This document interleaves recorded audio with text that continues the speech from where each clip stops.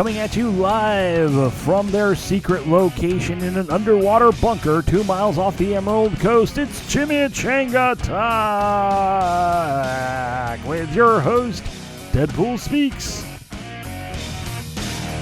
And we're back. We're back for another round of podcasting. It is me, your host, Deadpool Speaks, and with me, as always, is the ever-faceted, very multilingual Bad Juju. How you doing, Bad Juju? Better. I took throat medication because of what happened No, last you didn't. time. So here's the thing.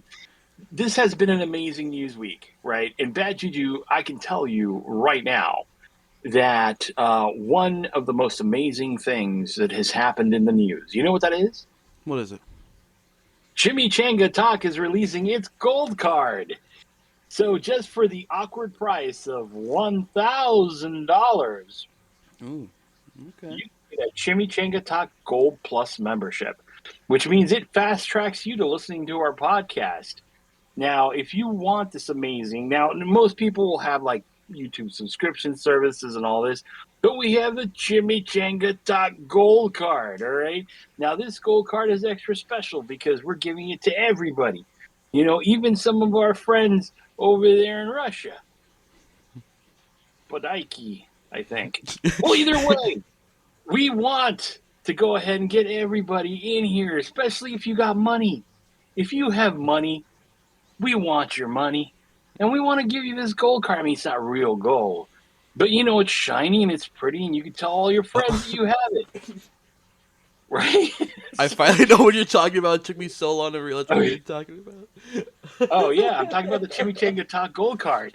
Yeah. Well, either way, in actual news, I do want to let everybody know that, you know, there is like a DC crossover, which is like super cool.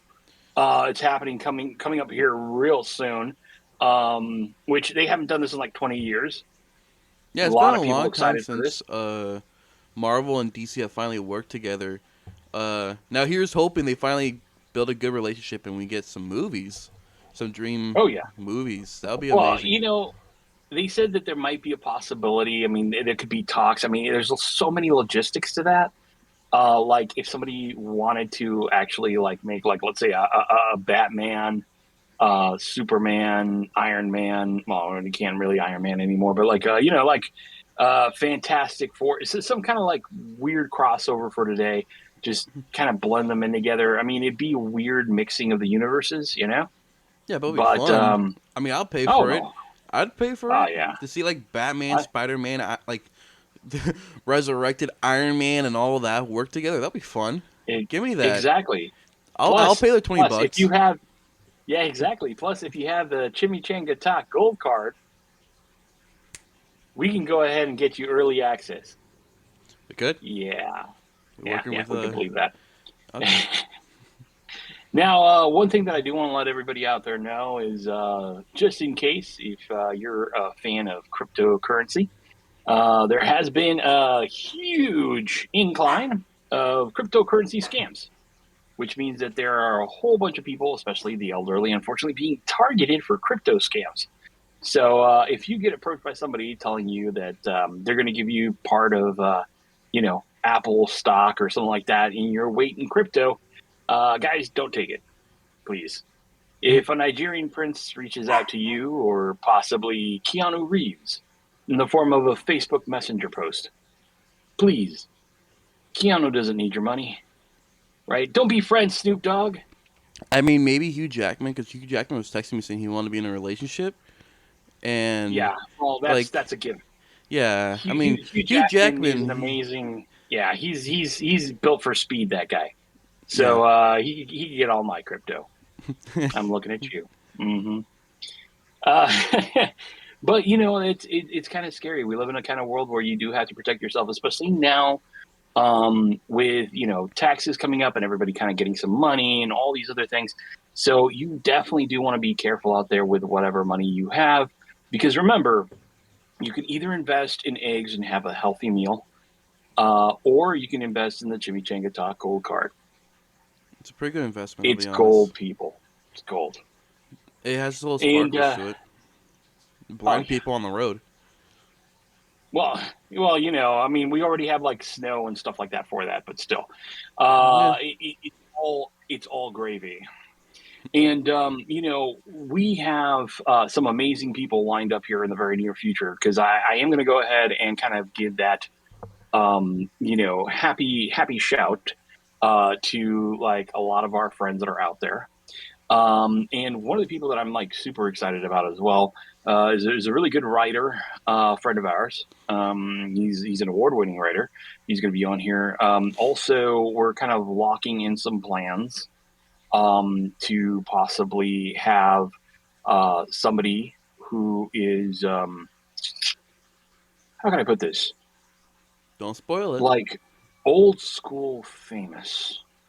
Like this person is an amazing humanitarian, and it's actually we're gonna have like a power couple on, right? Because not only is he like a prolific writer and amazing person altogether, his wife as well is a big old geek who works with some amazing stained glass art.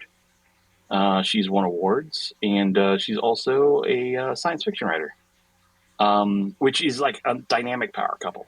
Yeah. Love these people, so they're going to be, we'll be looking forward to them. And also, something that I just landed, which I thought was really cool, is I have a comedian who's going to be coming on here.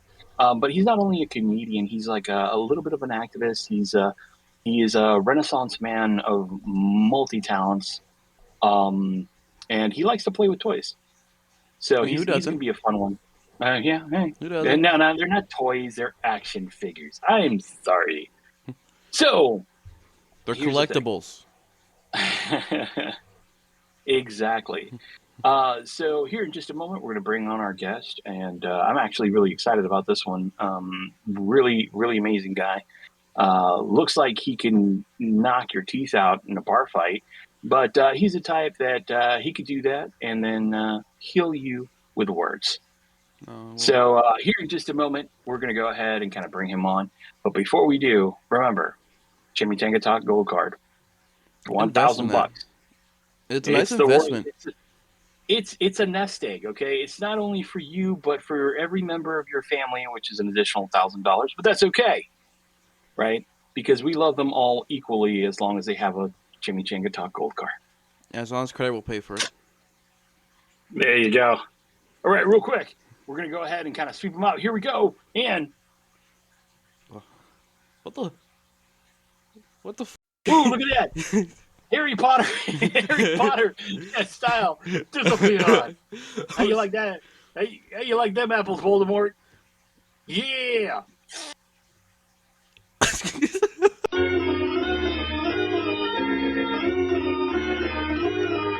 All right, guys, and I want to let you know that our next guest, he's actually done a lot in his life. He's been a mover, a shaker, and one of the most amazing things is he has a laundry list of typecasted characters in a sense, yep. Right? But he's done everything from Arrest the Terminator in Terminator Genesis. Right? He's been eaten by dinosaurs. Can't say that every day. Yeah, I mean that's unique. He's also tried to take down mutants in Logan, right? Yeah, and eventually. Yeah, and and he's actually whoops. That's not me. That's me. Those are our iconic hounds of death. They're doing their cry right now for Del Taco. They're just not Taco Bell fans, man. I don't know what to tell you. But more importantly, he's had some amazing scenes with Keanu Reeves in a movie called The Whole Truth, which you see him loud and clear there. Beyond being on TV and doing all these other things, he has been a wonderful self-made man. And it is my pleasure to bring on to you America's movie cop, right? John Armijo. How are you doing today? Good, but you pronounced my last name right, so good on you. Okay, yeah. Well, John, we met many years ago in Many a tragic convention. Let me interrupt you. I've got a pretty good Yeah. memory. That was Panama City Con. Yes. With Yes. That was that was that tragic. was. I made so much money on that con. No, I'm just kidding. We were so. But you know what? It's great seeing you, Thank you. You too. and you know, what an amazing ride it's been for you. Oh yeah. I know that you know, because we're going to start not necessarily at the beginning, because your story doesn't necessarily start at the beginning. Your story starts like somewhere around the middle. Yeah. Um, but you're kind of like a pretty woman, Julia Roberts, in the sense that tell us how you got discovered, because I love the story. Okay. So probably going back about 15 years ago or so. Um, I've always had this stern look about me, and I often get mistaken for a cop or for a soldier. Even to this day, I'll go to Home Depot and offer me a 10% discount. It happens all the time You because take I have a it. buzzed head. I've got a buzzed head, a stern look, and I have really good posture. So I guess about 15 years ago or so, a friend of mine was going to meet with the casting director in New Orleans to get onto the G.I. Joe movie. I'm sorry, it was to get onto a different movie. And he asked if I wanted to come along for the ride. So I said, sure, we'll have lunch or whatever. And they went and had a meeting. When she came out, she saw me in the waiting room and said, hey, are you signed up with my company? Because I have a lot of work for you. And I said, no. Signed off. And on the way home from New Orleans back to Mandeville, where I lived, about 45 minutes, I got 5 phone calls. Soldier, cop just as an extra. And lifelong interest in movies, lifetime con attendee and all that. So I'm pretty involved in pop culture myself my whole life, going back to the 80s.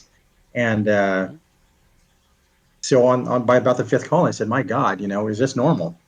And she says, no, you just got a really good look. And I used to go to the gym like 5 days a week. And while I was never The Rock, I was in much better shape than I am now. I was a 51-year-old.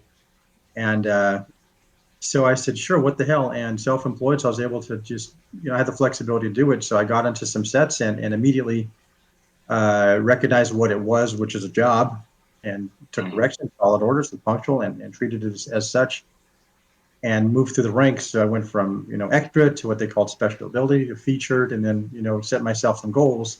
Within a year, I want to start to get speaking roles, which I did. And that's the basic start of it. And how, like, and like you said, it was an unbelievable moment for you, because you're like, wow, okay, I can make something out of this. Yeah. And I know that, and we're going to go ahead and kind of get into like more current stuff, which is kind of like more your indie stuff that you do yourself. But being in that kind of environment, because going from, because I believe you've been like your own boss for like most of your life, right? Yeah, at least half of it. Yeah. So going into an environment where you're kind of like a small fish in a really big pond of just craziness going around. Because I mean, you got people running across the sets, you got gaffers, you got all these other things. Right. How did that feel? Was it like, did it spin your head, or? No, because I can switch my perspective pretty easily. I mean, I've been an employee, and I've been the boss, and in a situation like that, I'm the new guy. I'm a guest in their world. And again, a lot of people I see get on sets and suddenly it goes to their head and they act like they're king shit. Excuse my language. It's like, dude, it's a job. You can be replaced quickly, and they will replace you if you bring that. If you're problematic to the process and the organization of what's going on, they'll just get rid of you.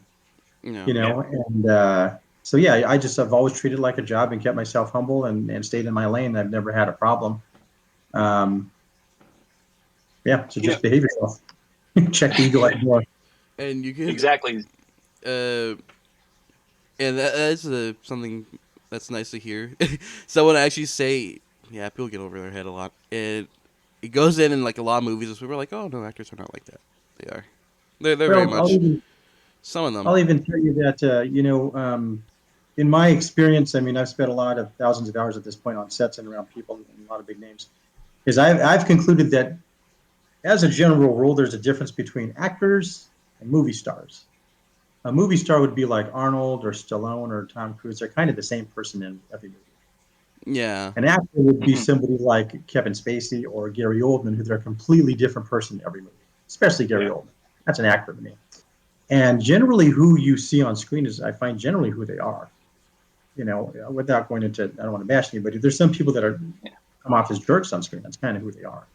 But I've only ever really had maybe 2 or 3 bad experiences on set. One with an actress I don't want to name. 2 with actors, but I kind of knew what to expect, and I just said, I'm just going to be friendly, shake their hand, and do what I got to do, but I'm not going to get too chummy. And then my only really bad experiences were with like a props department guy, a PA once, really just kind of being disrespectful, which I don't like. But again, I handled it respectfully, and I don't like being talked to a certain way when I'm not doing that to other people. So I just kind of, that's so basically, like, the golden rule when you're on set, right? And treat others as you like to be treated, right? Yeah, just life rule. And because it's a set, there's no customer service. No, I want to talk to your manager.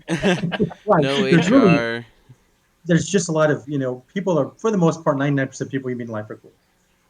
But there's that asshole every now and then, and because there's nobody to really check your behavior, they can get away with it.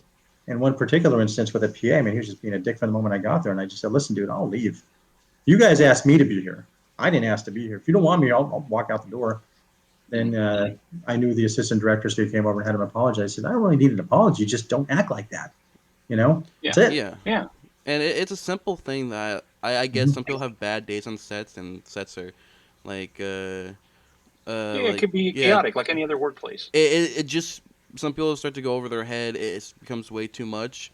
But like, golden rule, treat others how you want to be treated. And if you treat someone with respect, someone gives you respect, you should give it back. Shake their hand, whatever. Even if you are upset, try to make that effort. And that goes to, every big name that nothing but awesome, absolutely awesome, from the directors to the stars. And if you've never been on a set, they're really, really long days. I've had days on set as short as 2 hours. I just go and do my thing and leave. But I think the longest was about 22 hours. It just depends on, and they're long, long days, and oftentimes you do physical stuff, but most of the time it gets mentally taxing, and you're not required all the time. Usually not required at all 22 hours or whatever. So it's a lot of sitting around while they move lights, rearrange sets, rehearse, and all. That's a lot of sitting around. And I was at the doctor with my wife yesterday, and I was sitting in a really uncomfortable chair. I said, I think I'm going to take a nap. And she said, you can't nap in that chair. And I said, one thing on set that I learned is that you can nap anywhere. Because you get bored, you get tired. And I'm just going to have a folding chair. And I'm going to find a way to take a nap in this chair. It's like watch me. I can do this. You just got to slow down a little bit. You got to find that little spot, and then you're out. Really long days, and really mentally taxing, for sure. And the situations, are crazy. There's been times where we filmed in 25-degree weather, but in the movie it's in June, so we have summer clothes on. In between takes you bundle up and all that. But when that comes off, okay, act like you're not cold. Then there's really, really hot days, 120-degree heat index, where it's all physical. I can imagine. It's brutal. It goes all extremes or cramped spaces. So it's you definitely encounter every extreme possible. Because like basically you're kind of based out of Louisiana, and like a lot of the work that's down there. Not only do you have that heat, but you have that humidity. Yes. So I can only imagine how having to deal with that kind of long day. It could put people in all sorts of moods. Plus physical. We filmed a movie called Keanu with Key and Peele, and I did 3 days on that, and it was a shootout scene, and the heat index was 120. So between shots, they're saying go back into this mansion we were filming at and just stay out of the heat as much as possible. But Method Man was a villain in that, and he actually passed out. I've seen him pass out. Wow. And usually I play a cop a lot. So like even on Terminator we were talking about earlier, I played a cop in that, and I was wearing an all black outfit. And this must have been May or June 2014 or 15, and it started to get you were wearing like heavy gear in that movie, weren't you? Like the tactical vests and stuff like that, because you were like part of the cartel bodyguard stuff, right? Oh yeah. So how much weight was that on you? Was that like maybe 10 pounds? Like in Keanu, so whenever you have a bulletproof vest on, they take the plates out, so that brings the weight down. Oh, okay, good. Yeah. Anytime you have stuff in the pockets, generally they'll replace it. Like if for your extra ammo for your gun or whatever, it'll be rubber, so it just produces the appearance of something in there. But they really do lighten the load. And on Keanu, we were using real weapons, so that was a real weapon that probably weighed about 15 pounds around your neck at all times. But oftentimes, if you're not needed to be like really close to the camera, the weapons will be foam, so like maybe a pound. Okay. So I remember the first time I was given this gun, I was like, yeah, give me the real gun because I want to fight the real gun, And then after 12 hours of hauling this thing around, I was like, no, give me the foam gun. Unless we're going to be shooting it, then I'll take the real. But I learned pretty quick. The real gun's only fun for a while because it gets heavy and you're responsible for it. Yeah, especially real gun. Yeah, you don't want to be just carrying that around. Even on the set, I'd be scared to even be near one. We all saw what happened on that the set of Dust and all that other stuff. It's like crazy because and I mean this has gone back in history with props and stuff like that. There's a lot of stress going on when you're using anything like that, But I mean, we go to the movies to kind of disassociate ourselves and really kind of get in the moment, for all these things. And I think that's what gives your look such a great we need somebody who looks like this. Because every role that you've done, whether it's TV or film, you were kind of typecasted into this, kind of not necessarily military style, but just a very stern-looking person.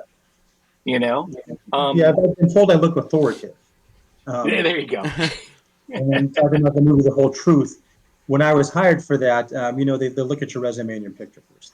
Mm-hmm. And they called me and they said, hey, John, can you give us 2 weeks to play the bailiff? So yeah, I can do that.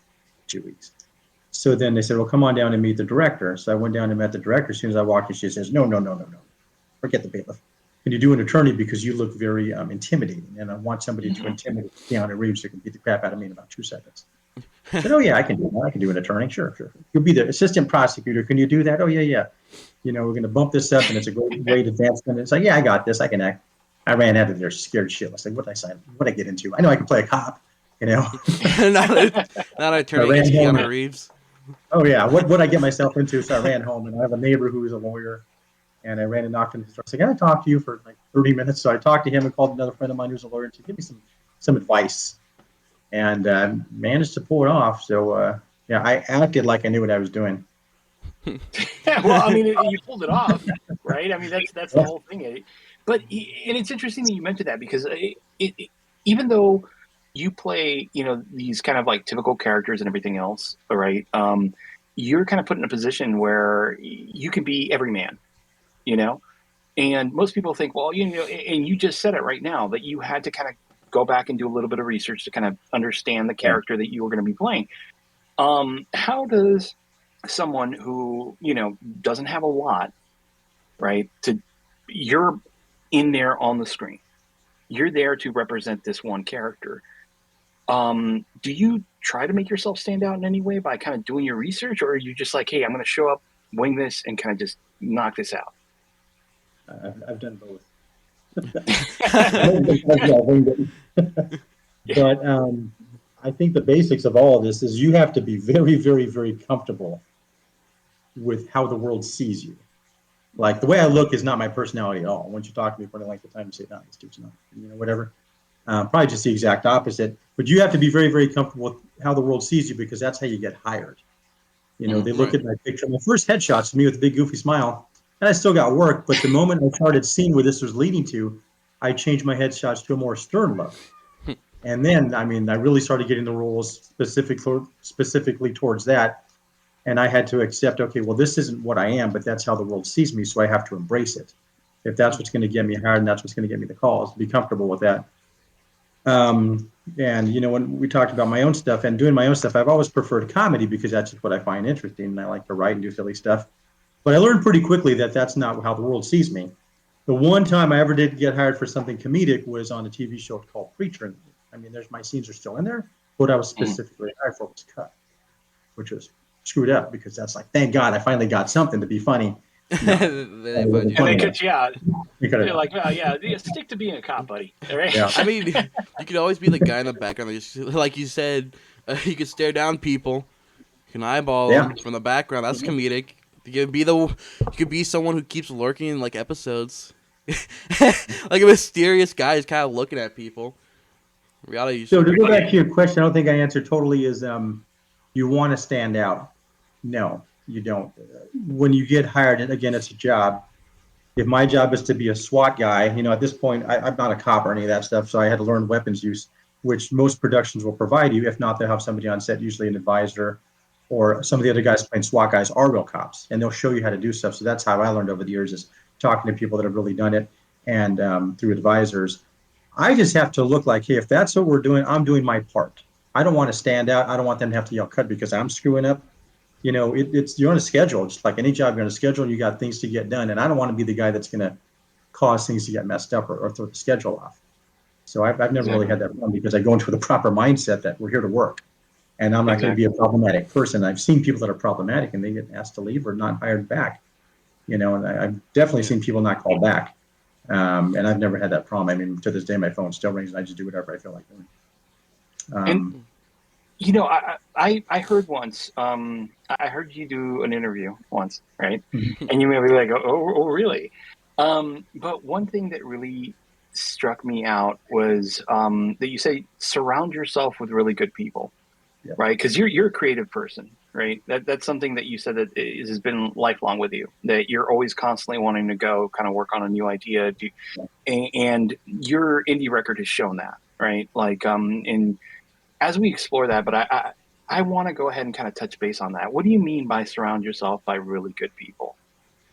So I think we all have our own strengths, and then I'm not good at everything, but the team that I work with, a guy named Michael Langley, a guy named Paul Tuzier, and Fiona McQuinn, the Beatles, we kind of built this team over the past few years. And Michael, really, really, really good at cinematography.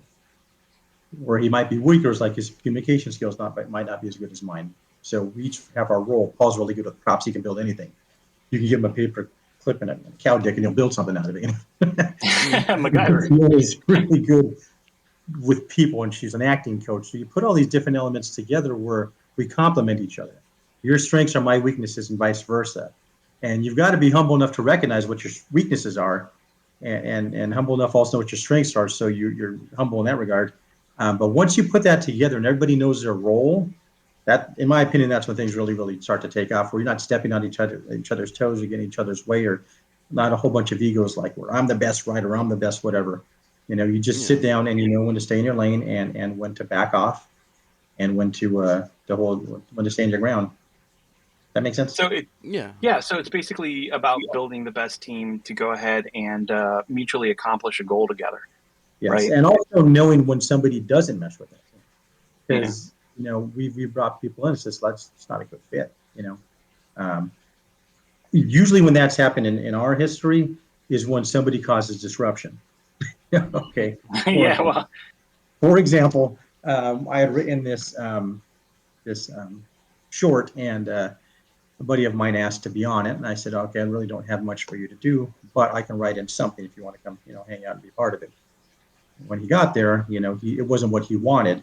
So he said, I want to add this. He had rewritten the script and all sorts of stuff. I said, are you paying attention to what we're doing here? He's like, no, have you read the script? No, I haven't done that. But this is what I want. You brought me out here. So no, I didn't bring you out here. You asked to be out here. We brought you in. I told you exactly what this is and isn't. But we've already got 100 hours into this before we even got here today. It's already 100 hours of work just getting us here.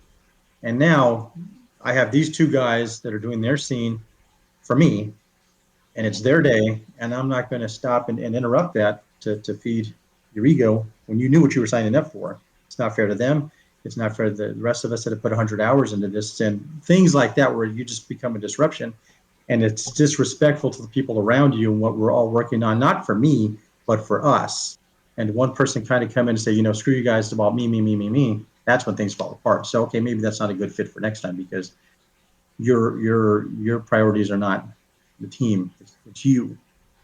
And you can't operate that way. Yeah, and that's exactly. You should never enter something like that. Even I've never personally, I've been to theater sets and all that. Never a movie set, but I already know you are not, like, even if you're the star, you can't be shifting things like that because people have spent time for that and they've prepared for that. Mm-hmm. And so if you come in and you're like, no. Like, if you're like a Jim Carrey, you do improv, that's a bit more. lenient, but if you're trying to write in more scenes and all that, it's just you complicate. And if you make money for like everyone. Jim Carrey, if you make money like Jim Carrey, if you're Jim Carrey, starts with Jim, ends with Carrey, but no, that's completely disrespectful to do, and I hope he got something still because he came out, but still. Yeah. Oh yeah, we got it settled. But I mean, sometimes I have to be comfortable enough with myself being the guy in charge, saying, "Hey, we're not doing that. Here's why." I'll explain why. And there's 3 stages to every production. There's pre-production, photography when you're shooting everything, and post-production put all together.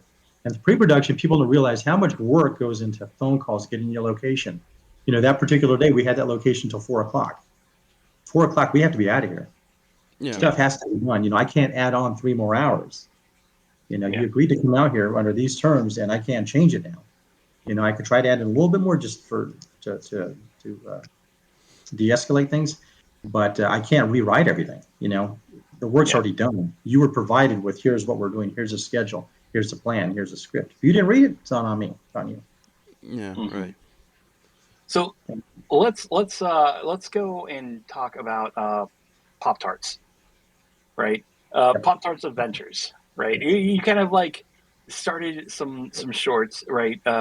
You have like the group that you're calling now, right? That your team, right? The Beatles, right? Our Fun Productions, right? Talk to me about Pop-Tart Adventures. Okay, so I guess about the time Facebook started must have been 2008 or so. We're really started around there. Sometime. I was still using MySpace, my friend. Okay, I still use it now. I have kids, and you have a kid right there that I'm looking at. Okay, so my kids had a very bad habit of going into the pantry, and maybe you can relate as a parent, going into the pantry, eating something, and then leaving the box, an empty box. Okay, not me. So, not me. This is how it started. So it happened once with Pop-Tarts. I don't even like Pop-Tarts. Just every now and then I get angry for Pop-Tarts. Went in the pantry, get a Pop-Tart, box is empty. All right, threw it away. About the second or third time, it became very predictable what was going to happen. So as a goof, I picked up my phone and I recorded. It was very sarcastic. I want a Pop-Tart. Let's walk into the pantry and document there's no Pop-Tart. And sure as shit, there was no Pop-Tart. It was an empty box, so I threw it away. I posted on Facebook, and everybody laughed because they could all relate. And then being the attention whore that I am, it's like, oh, people like that. It's got 1,000 views and a lot of laughs on that.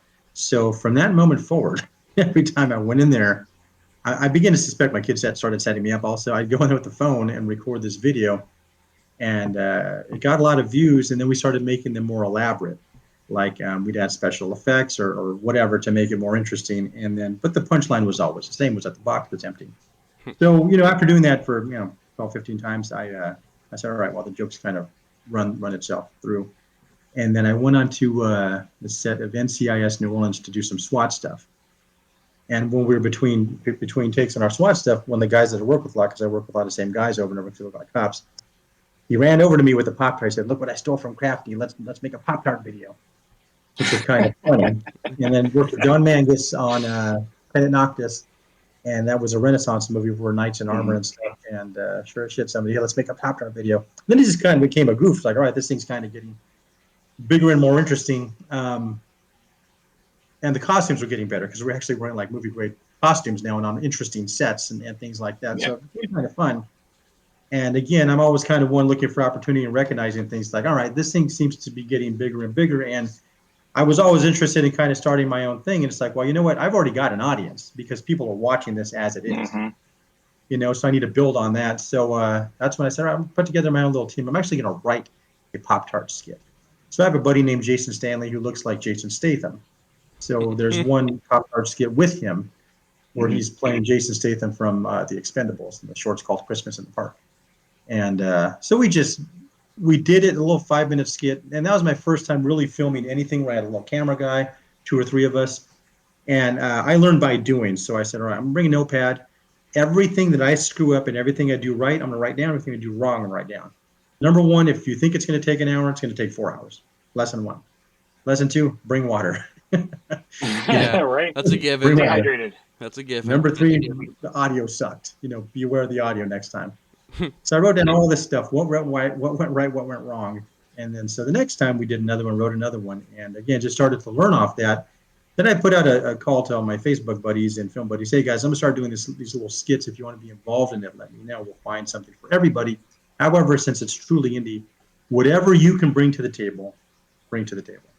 Yeah. Whether it's water, cameras, microphones, or whatever. So we did several of these little Pop-Tart videos that we wrote ourselves, and then eventually went to one called Hopeless, a Star Wars story, which is a Star Wars spoof where the 501st got involved, and a friend of mine who was involved, he had access to a giant campground, rivers and sand dunes, and I mean everything. So we can take full advantage of that. And then access to four-wheelers, which we put the camera guy in the back of that, and now we have awesome dolly shots, and just took advantage of what we have, all for little cost, and then really just kind of built off that to where we are now. So and you had Brian Hell Jr. on there playing Darth Vader. Absolutely wonderful guy from the Weekend Geek, right? Unfortunately, he's no longer with us. Good friend, good con friend, right? Amazing Absolutely. guy. He did a lot with us. Up to the end. Yep, absolutely. And it's that can be actually seen on your YouTube channel. Our fun productions. We'll put a link to it below, but so that way you can have it. And you know what? Actually, I didn't even realize this, but I have something for you right here, just in case. I didn't even realize that. Right? Yeah, exactly. And it's funny because you found ways to kind of even incorporate it in your own comedy, like in Flops, where it has become like a little kind of inside joke for you. Now you went from there to working with Sheriff Jackie Shorts, which I absolutely loved, and Sheriff Jackie unfortunately is no longer with us as well. And it's absolutely, it's absolutely beautiful memories that you created, right? And these were like shorts that were uniquely different in the sense that they took little spotted moments of like kind of movie lore or this or that, and you kind of incorporated it with your own style. Yeah. And you said all that stuff was like a learning process, right, for bigger and better things. Go ahead. So going back to Pop-Tarts, so every viewer that we have to this day is a result of those little silly Pop-Tart videos. And to this day, people that watch those still watch the stuff we do. So the little Easter egg we always show in there's every single project I do, there's a Pop-Tart in that video somewhere. Sometimes it's obvious, sometimes there's a box on the package. I linked Pop-Tart in a lot of our videos, and they've not reached out to me with a contract. I don't understand why. We're gonna go ahead and make it a movement.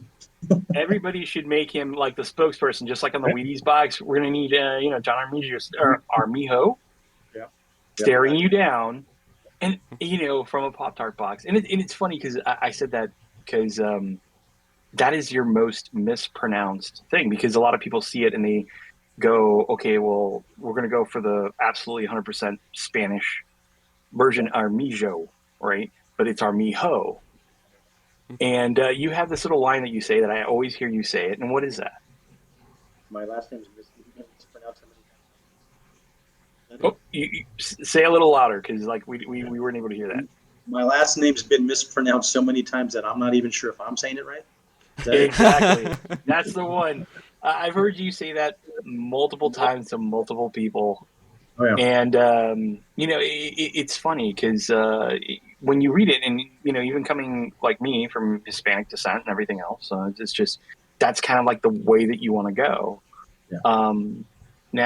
But Armijo, it sounds like G.I. Joe. Yes. Not to correlate the two, but we might as well. Now, you jumped into bigger, better things, and what I mean by that, I mean like other projects and series. Like I know that you did a 48-hour film festival in New Orleans, Devotion, right? That was like your first go at it, right? First one was before that. It was called Magically Me. Okay. Yeah, I thought that one was, because that one won awards, didn't it? Yeah, we won 7 awards for that one. So a friend of mine named Jen Foreman, who worked with us on Hopeless, I'd met her over the years. She came to me one day and said, hey, I really want to do this. Can you help me produce it, put it together?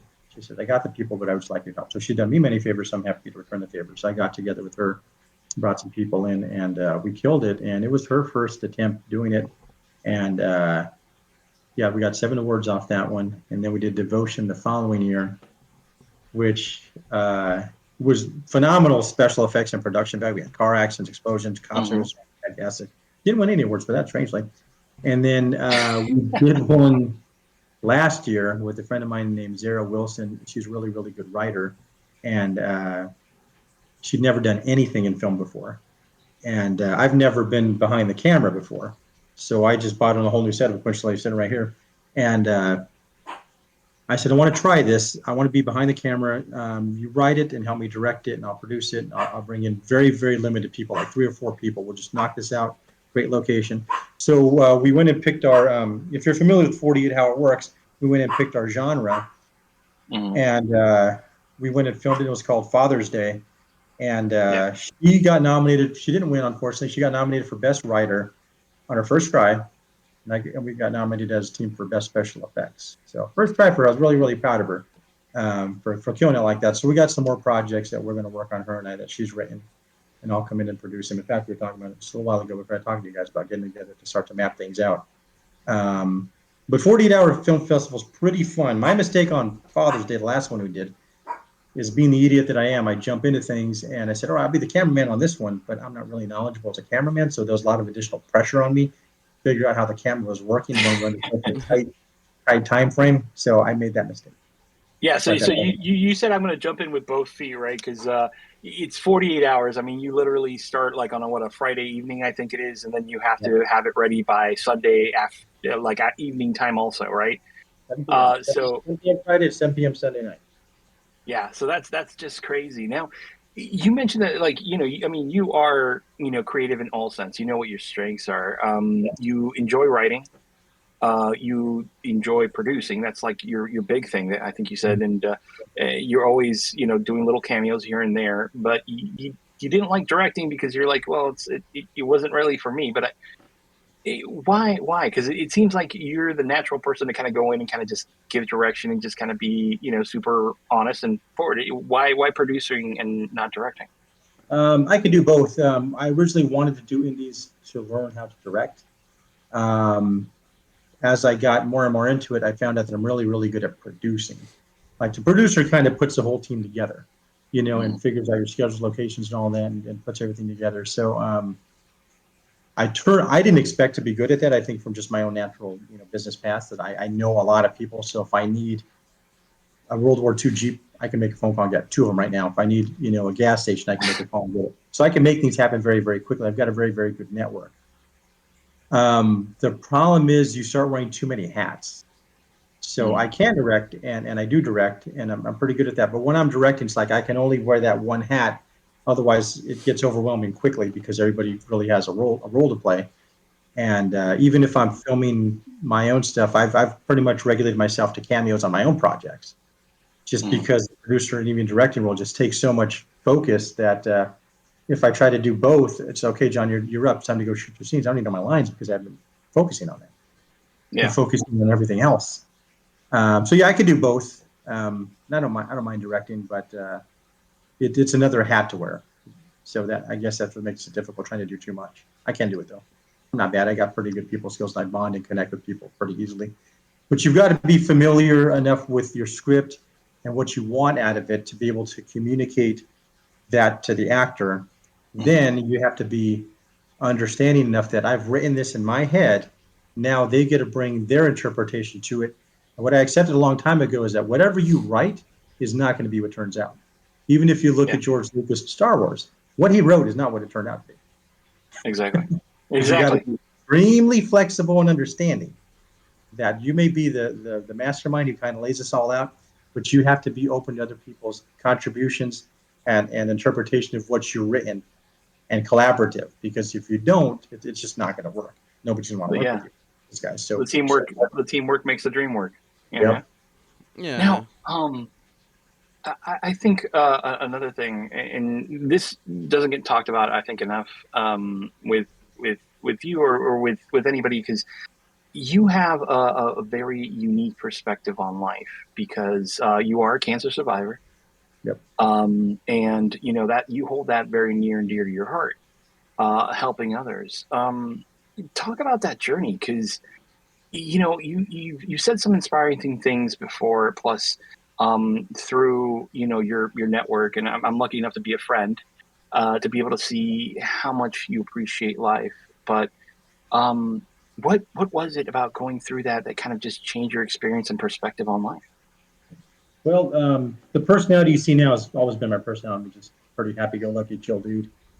And up until that point, I've never been sick. I've had a cold maybe twice in my life, and I'm 51. Maybe twice in my life I've had a cold. I've never broken a bone. Pretty strong dude. But something like cancer and dealing with it, the whole 15 months of chemotherapy and just absolutely being on death's doorstep for that long, you got a lot of time to think. And I'm a pretty active dude, so to be just bedridden and stuck, you got a lot of time to think. A lot of time to think and a lot of time to form philosophies. And those times when I was ready to just say, you know what, that's it. I'm done. I've accepted my death. And then I didn't die. And I had so accepted that I was going to die that I started throwing things away and just truly accepted it. And then I didn't die. It's like, okay, well, what do I do with myself now? The world's moved on without me. So I really, really had to figure out some philosophies for my own sanity, because I've never suffered from depression, but I did then. And most of it was chemically induced depression, including suicidal thoughts and just thoughts that I've never had. And there's several conclusions that I reached, but one of them was that never having faced death before, my conclusion was that in order for me to live, I had to accept my own death. So we all know we're going to die. Some guy comes in right now and puts a gun in my face. I've got about 2 seconds to accept it. But when you're laying in bed for months and the conclusion is you're going to die, you got a lot of time to really, really think and be angry and go through all the steps of grief and all that. And I was mad for a long time. Like, this isn't fair. I've done nothing right. I don't smoke. I don't drink. I don't do drugs. I've done everything right. I don't eat the best, but I've done everything right. How could this happen to me? I don't do anything the wrong. occasional Pop-Tart would not cause this, Maybe, but well, so much for that Pop-Tart sponsorship. Right, that's right. But then also just realizing that, okay, I've been given a second chance at life. Cool. There is no guarantee of a third time. I've been given second, no guarantee of a third. So now I'm 10 years cancer-free this year. So good on that. And for me to understand how to process all this, I'd never been part of a support group or anything. So I write or I talk about things because I also learned that all this weight on your soul, that takes a burden on you. And I had to get this off my soul. So I just started typing and contributing to websites to talk about cancer and just writing the way I was feeling, simply to get it off my chest, that I was carrying this weight that was just killing my soul. And the more and more I did that, so many people said, you know what, I'm exactly where you were a year ago. Like, this just happened to me. And hearing somebody that's been through it and say, man, I'm going to be okay. That's what I needed to hear. And I've come to find out since then, thousands of people have said that, you're telling me what I needed to hear at the right time. So I've made a lot of friends. I've had my stuff on websites and, podcasts and stuff like that. And I kind of justified it by saying, well, if the justification for me is that something so horrible had to happen to me that something positive came out of it, then I can accept that. If that makes sense. So I'll take the punch, but people are going to get something out of it. And I'm sure there's so many people that I've never even met, that have got something out of it. There's also people that I have met. A friend of mine, 2 years after I went through my stuff, called me, says, hey, can you tell me how this happened? Because I'm pretty sure I got the exact same thing. And sure as shit, he had the exact same cancer. And, my conversations publicly, he knew what to look for and to act on it. He had chemo and he's fine now. So you just, you never know who's reading and who's watching what you're putting out there. Yeah. So you never know what kind of effect you're having on the world. So, have a good effect, right? Yeah. I mean, people are watching, people are reading. So, and people deal with things different ways. I've had family members with cancer and they choose not to even talk about it. And that's up to them. Everybody's on their own path. I found the whole thing so poisoning to me that I just had to get it out of me. And, I've kind of also accepted, hey, maybe one day this is going to come back and probably kill me. But in the meantime, I'm going to have fun because, even after I was declared clear, I had to go back to the doctor for a CAT scan every 3 months for the first year and every 6 months for the second year.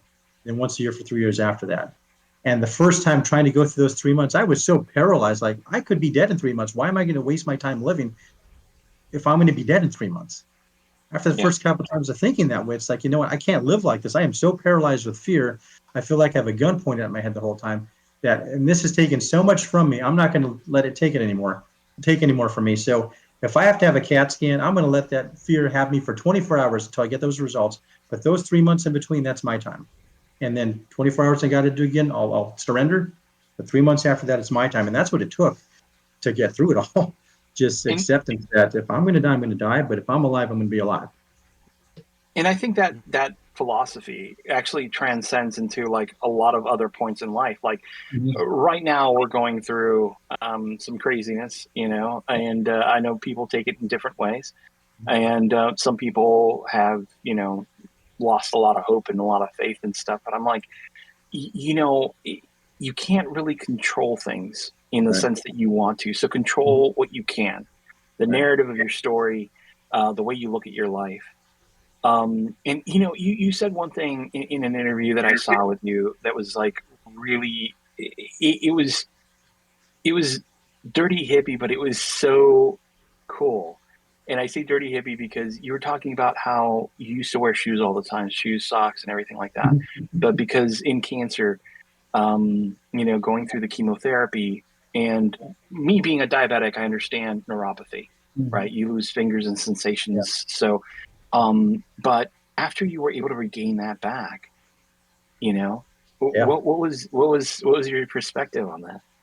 Well, I count during chemotherapy, which is awful, by the way. Nothing you ever want to experience. Would not recommend it. No. 1 star on Yelp. But I counted 36 side effects. 36 side effects. And, they said you're going to lose your hair. So why don't I shave my hair? I don't care. No, I turned out I do care. Not because of, I'm handsome regardless. No. But, it's like, I shave my head. I really don't care. But it did piss me off at the time. It's like, my God, I'm losing everything. Why not just take that too? Lost my taste, lost everything. And they said that, after nerve damage is slow, so after chemotherapy, you may get neuropathy. And so I didn't know what that was. I didn't know what it felt like. And then it kind of started in one finger, just kind of worked its way over to my thumb, where I lost, from the last segment down, lost all that feeling over time. And I couldn't hold my phone. And I have a website linked to talking about this. Actually, I worked in that movie Keanu we were talking about. And I dropped the gun because I couldn't hold the goddamn gun because I couldn't feel. And it was extremely frustrating. It's like, okay, there's no cure for this. And then it was really bad on my feet because I couldn't feel from my knees down. When your leg goes to sleep and it gets kind of numb. Yeah. I would have that from the kneecap down and from the elbow down, where I just couldn't feel like I was asleep. I knew my arm was there.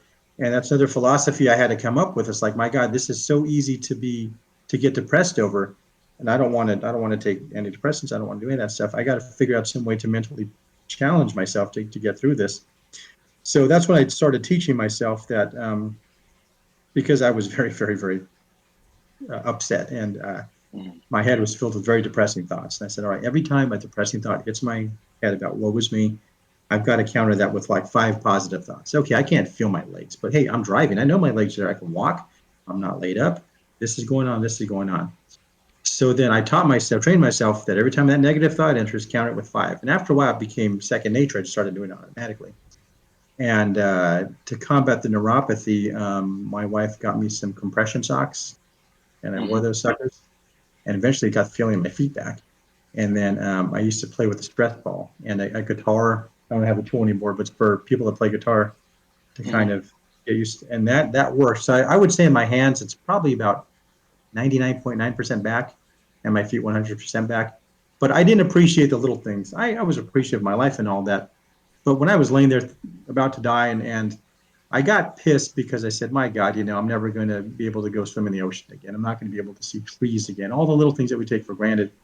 So since then, I've been more appreciative of that. Like you were saying, I'm more bound to walk around my bare feet now, just to feel the grass or the ground, things I never really considered before. But now I think about it a lot more now, because I realize you got to appreciate those little things, because how quickly it could all be taken away. Exactly. And I think, that is like a beautiful statement. That's why I really wanted you to share it, because a lot of people see movies like let's say Gladiator, right? Yeah. Starts with him walking in a field, touching, and this is what he was used to, and that's the last memory that he has too. Mm-hmm. It is iconic that we take for granted a lot of the little things. Yeah. And I think that is a beautiful statement to have. It's like, okay, well, with every negative thought that you have, right, turn around and think of 5 positive things. Yeah. I'm pretty sure if the people that were walking around the street knew that you couldn't feel your feet while you were driving, they'd have to think of 5 positive thoughts, Right. hoping they won't get hit. But, it's a daily thing, because I mean, I'm human just like everybody else. I got pretty good control of myself, but I mean, I get pissed off just like anybody else. But I really, my whole life, I always try to see things from people's perspective. If this guy's being a jerk, why? There's a reason why this guy is acting this way. And most people, as long as I take time to kind of understand where they're coming from, I can usually, understand why people are the way they are, and pretty forgiving that way. And I can find silver linings in any situation 99% of the time. Sometimes somebody's just an asshole and I try and I give up on them, but it's not very common.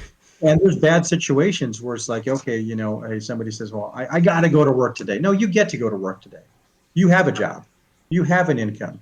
You have influence. You have a chance to do whatever. You have opportunity. I mean, that, again, there's 3 or 4 things that just rattled off. You have to get to work. I have to go to work. Well, the guy unemployed down the street who just lost a job doesn't get to say that. Yeah. Yeah. Most of the people that work for USID doesn't get to say that right now. Correct. So yeah, be a little grateful. Yeah. Exactly. Now, and if you're friends with me on Facebook, you'll notice that every morning when I wake up, there's usually some inspirational quote. Mm-hmm. Okay. And people have asked me, are you talking about me? People get offended. Is that what that means? It's like, no, it really truly is 100% me talking to myself. Because I take some time every morning to get in the right mindset. And again, I'm generally in the right mindset, but you got to reinforce it, because I don't want to go into the world, leave the house an angry, pissed off guy.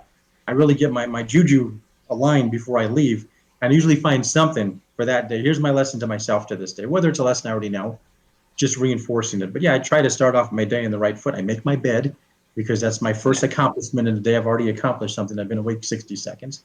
I clean up as I go. I make breakfast, and I start my accomplishments first thing in the morning, so that sets the tone for the whole day. Sit down, eat while I'm reading Facebook or news or whatever, and look for something inspiring to kind of set me in the right direction for you.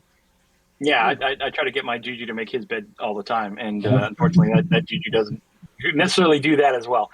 One day. One day, hopefully. Some days when I feel good. Yeah.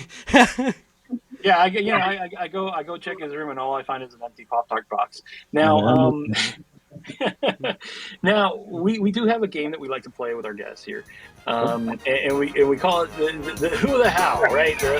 Basically, you are stereotyped into this role, and then you've done a lot of research for it, obviously, because you said that you talked to a lot of friends. And today we're going to be talking about police officers, right? We're going to talk about some fun facts, and we're going to throw these out at you. We don't expect you to know 100% of these answers, but if you do, hey, fantastic. For every win, you'll get another Pop-Tart box added on to your tally. Now, are you ready to play? Sure. All right, fantastic. Now, cops have been around for a long time, right? The police force. Now, in what year was the first formal American police force established? I would guess the 1890s. Oh, okay. You're close, but it's actually 1838. So, we're like a couple 60 years off. Right century. Yeah, exactly. We're right in there, Now, it's interesting because you played numerous roles, like from undercover detectives on like True Detective. You were like in the office there when Matthew McConaughey had a whole issue there. NCSI New Orleans, right? You've been all this stuff. So there's many divisions, right, inside police agency. Exactly how many police agencies does the U.S. have? Like police departments? Well, police agencies, yeah, I guess kind of like law enforcement, ranging from like municipal departments to specialized states, federal agencies, stuff like that. Oh, geez. I'm gonna guess. You're talking about like the agencies like from Mm-hmm. tobacco and what is it? TAF? Well, I mean the tobacco, drugs and firearms, Yeah. something Then there's like the that. FBI. Yeah, you're talking about big departments like that. You're talking about every police department in the country because there's thousands of Well, cities and towns. it's like you're talking about like GPI, like Georgia Bureau of Investigations, kind of like stuff like that. State troopers, basically those things that would still fall under like policing agencies. Oh, I'm going to guess 10,000. Oh, You're talking about every okay. single Again, one. yeah. Well, we're talking about over 18,000. Yeah, I would guess 18,000. You were like in the same ballpark. I mean, just a little off. Just 50%. like Like 8,000 off. just like a sugar donut. It's like a glazed donut, but it's Yeah. not. I'm going to you can Now, one thing, and you've you talked about kind of having diverse roles in all your indie films, including flops. Now, you had one that I remember that was really funny, where it was like a rookie on her first day, and so she was a force to be reckoned with, to say the least. But when did the first female officer join the police force? What year do you think? It's not 1836, but it could be. 1836. I mean, that was like when it first started. You think we were that Right. So progressive? I'm going to guess 1920s. Okay, well, again, you're shooting in the same ballpark. 1908. Sorry, Okay. 1908. Women's rights and all that around them. Correct. And she was actually hired by the Portland, Oregon police. So Portland, here's looking at you, you crazy wild child.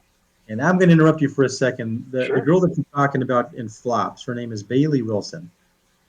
She's phenomenal. I've known her in my personal life. Okay. And I've always said, I'm going to put you in a movie one day because you have this natural comedic ability. Yeah. One day we found a spot for her in Flops 2 playing a waitress. And I gave her this huge script. She's never done anything before. And she sat down with John Mangus and 3 other actors who knew what they were doing. And she went head to head with them for all day long. And she carried this scene and utterly crushed it. And even the extras that were the diners were laughing their asses off saying, where did you find this girl? She's fantastic. And I said, she is not acting. That is who she is. I've never gotten so many compliments about one person. And even though it's supposed to be a one and done, I said, we're not letting you go. You're stuck with us forever. So we put her in that flop scene that you're talking about where she was a rookie. And she crushed that. And to this day, I mean, her TikTok views on that is like 1.5 million, 2 million views just on that scene. And even last night it was on this day, and I reposted again yesterday. Mm-hmm. And she's really, really good, naturally funny. And every time I post anything with her, she gets compliments. She's done comic conventions also with me and sat there and signed stuff. I wanted to do some podcasts either about movie reviews or something. And if I do, she would be my co-host because she can keep up. She's just naturally funny. Yeah. She's got great insight, and people love her. Absolutely. She has a presence about her that just screams, I'm going to kick your ass. Yes. And you're going to like it. That's what's always been funny because, like I said, I've known her in my personal life since school with my daughter, same age. And she's this little tiny girl with blonde hair and blue eyes. But she talks to like exactly like, I'm going to kick you. And she would say this stuff to me like, I'm going to fuck you up. And with such confidence that there's no way it's going to happen. But it was so goddamn funny because 3 feet tall and just talking like she's going to absolutely slaughter you over and over and over. And it just made me laugh relentlessly. I'm pretty hard to make laugh, but to this day, this girl can make me laugh endlessly with just the attitude. And it is not acting. It is 100% real. That's how she talks. And you could see it. And the reason I brought up that scene also is because obviously it tailors into the whole police thing, not necessarily the waitressing one. But if you do get a chance to watch that, the flops episode I'm talking about, there's a guy there, El Gigante, which he stands up. Oh yeah, you're right, El Gigante. Yeah. He stands up and he looks her down, and she's like straight up staring him down. She is the chihuahua of the dog world, where she's just like, no, zero zero fucks. So I wrote that. Me and my buddy Frank Rojas wrote that scene, okay? And when we write stuff, it's like, okay, how can we make this more outrageous? First, she takes off the badge and throws the badge. All right, no badge, what you got? Then the thug keeps coming at her. It's like, oh, you're badass because you got that gun. She takes the gun belt off and throws the gun belt. Now what? Well, you got backup. Take the radio off, throws that. Now what's left? And then I said, I need the tallest guy possible. Yeah. Stand up. And his name is Paul Carter, and he's an ex-NBA player. That dude that stood up. And God, he's like 7.5 feet tall. And we had to get a truck. He was sitting on the bed of a truck. We had to get the camera above him to look over his shoulder so you could see how little she was in comparison. But and then when he stood up and you got that low angle of just like boom. That was not easy to get because we had to get over his shoulder looking down, and Mike was on the camera, had to be able to look down 8 feet. That is such a great scene. But we're going to go ahead and give you one more, and this is more like a Sheriff Jackie kind of tribute here. When did police canine units begin? I would say that's probably more recent, maybe the 1970s. Ooh, very good. That is absolutely 100% correct. That is amazing. Yeah, there you go. And basically the dogs are chosen. They're going through like a lot of training. I mean, we saw a documentary on Netflix not that long ago. Me and my wife were big, like fans of all these really cool dog Netflix documentary stuff that they produce. And just the massive amount of trainings that they go through within the first 6 months of their life. Into the year, and then having to do, and then they break them off according to their talents. Mm-hmm. So much like everything else, like you said, working with a team, here's a dog that's really good at sniffing. Here's a dog that's really good at kind of attacking. Like, so they see their personalities and give them a job accordingly. Yeah. But fantastic, and you know what? I really appreciate you playing today. Yeah. Now, Juju, you usually have a question to kind of end all questions. Oh yeah. So look at how he gets all. Okay, well, go ahead. Yeah, I readjusted my chair for this one. Now, of course, you've been in the field. You've done many roles. Some that I can't even count all of them. Not even all my hands. So I just want to ask a simple question, which is, what advice could you give to anyone who, with like all your experience, any experience you'd wish you knew, whether it be in an acting field or anything, what could you give to people who are eyeballing into getting that, or just people who are into it and they do not know what they're doing, like what they're getting into? So somebody wants to get into like the film industry or film in general? Yeah, it's like film or sure. Any advice, anything you want to toss into people's way that you want to kind of feed them into having a more brilliant mind, or giving them the advice that will change their life. Anything you hit them with. I use film as an example because a lot of people ask me. I do a lot of conventions still, and that's a pretty common question. How do I get involved in this? You don't have to be handsome. I'm fortunate that I am extremely handsome, so it worked out. If you watch a movie, you're going to see all types of people. You're going to see every type of person in movies, no matter what. So people always say, well, how can I get into the movie? I'm not handsome. No, I promise you, there's a role for everybody. The most important thing is to try to get onto a film set, because people say, I want to be an actor. I got to get an agent. I got to move to Hollywood. No, you don't. Start on Facebook or whatever the social media you use is, and just start to type in local film scene or local indies. Somebody somewhere is making a movie. And get on that set however you can, in whatever capacity you can, and start to learn. You're going to start to meet people. You're going to start to network, and that is going to lead somewhere. Or you may get in there and say, I absolutely hate this. I want nothing to do with it. Because I've seen that also, where people want to get on and learn about movies, and they say, God, does this really take 18 hours for 1 minute of footage? Yeah, it does. It sucks. Retakes and everything. You really, really have to want to be here. And if you don't want to be here, this isn't for you. But some people I've seen have gone on film sets and they had that thought. But you know what? They really, really like the props part of it. And I've seen people go into props. I've seen people go into stunts. I've seen people go into catering. I've seen people go into catering. Yeah, it's like, man, I really like I'm gonna go hang out with the caterers, and go hang out with them and get hired by them. and produce their own catering company and feed the film students. I mean, there's something for everybody. I've seen so many people that I started with go in all these different directions. And but if you want to get into film, for example, that's the best way is get onto a film set and see if you even like it, and then just keep on doing it, and don't do it for the fame or for the money. That comes a time. It's not steady work at all. You always have to have a regular job because there's only one Jack Nicholson who's been around for 50 years. Most people like Mr. T, is really good for 10 years. And where have you seen Mr. T lately? Nowhere. Yeah, everybody has a golf life. A million actors you can name. There's 500,000 SAG members, but maybe 100 work today or 200 work today. Superstardom isn't all that common, so I would never ever count on that or expect it or expect a steady paycheck. I've always looked at it, hey, make a couple extra bucks on the side. That's how I've looked at it. Never going to be my main source of income. It's just too unreliable. You can have the best adventure ever. Hey, I worked on Planet of the Apes for a month. That was phenomenal. Now I'm unemployed for 4 months. Sucks. Yeah. Yeah. No, I mean that's great advice. So like guys, track it down. I mean, there are like colleges out there, people, film schools, stuff like that are always looking for someone to hire on the cheap. If you want to go ahead and get into it, remember there's always MySpace, AOL chat rooms. There's net zero discs that you can get to get your internet for free. And then remember the Chimichanga Talk Gold Card. The Chimichanga Talk Gold Card, only $1,000 will guarantee you fast track to listening to this podcast. So if you want to send us some money, we're more than happy to give you a nice, beautiful, shiny gold card for it.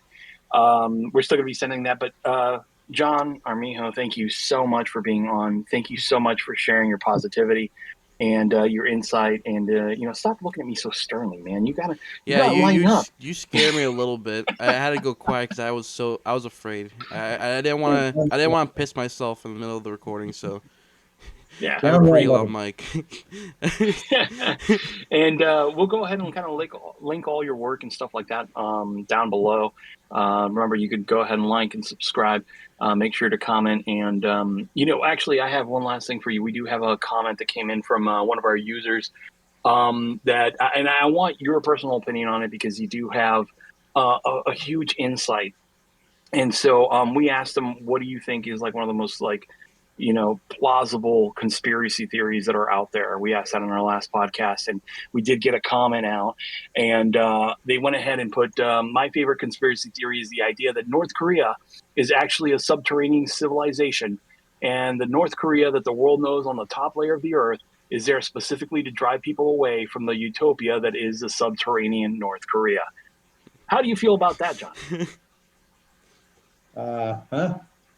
The truth is out there, folks. So the really good North Korea is actually buried underground, while the top layer of North Korea is just a big facade.